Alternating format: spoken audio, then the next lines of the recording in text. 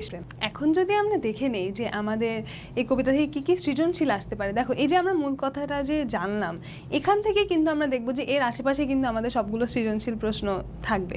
তো আমরা যদি এখানে দেখি যে কী বলা হয়েছে যে সাদৃশ্যের দিক। এখন আমাদের তো সৃজনশীল প্রশ্নে একটা উদ্দীপক থাকে, তাই না? তো আমাদের উদ্দীপকে হয়তো এরকম বলা থাকতে পারে যে কেউ একজন হয়তো দেশে থাকেন, তিনি দেশকে ভালোবাসেন, দেশের জন্য কাজ করছেন, অথবা এরকম বলা থাকতে পারে যে কেউ হয়তো বিদেশে চলে গেছেন, সেখানে তিনি তার দেশকে মিস করছেন, সেখানে তিনি তার দেশের কথা মনে করছেন, অথবা কেউ হয়তো বিদেশে ছিলেন, বিদেশ থেকে তিনি ফিরে এসেছেন। এই সবগুলোতেই কিন্তু সাদৃশ্য হচ্ছে একটা থাকে তার দেশপ্রেম। আর যখন এরকম বলা থাকবে যে কেউ হয়তো বিদেশে চলে গেছেন বা কেউ হয়তো দেশ থেকে দূরে আছেন, সেক্ষেত্রে সাদৃশ্য কী থাকবে? সেক্ষেত্রে সাদৃশ্য থাকবে স্মৃতিকাতরতা।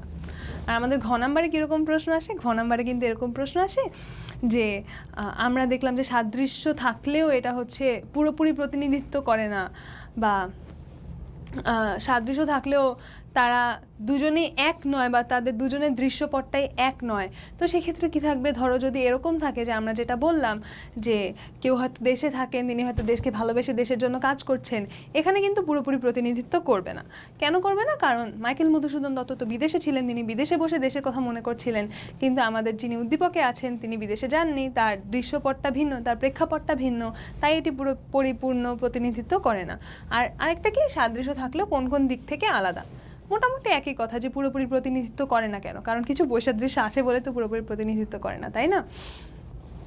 তাহলে মোটামুটি দেখো এই জিনিসগুলো মাথায় রাখলে কিন্তু আমরা আমাদের সৃজনশীলগুলো খুব সহজেই আনসার করে ফেলতে পারবো। তারপর এখন আমরা চলে যাই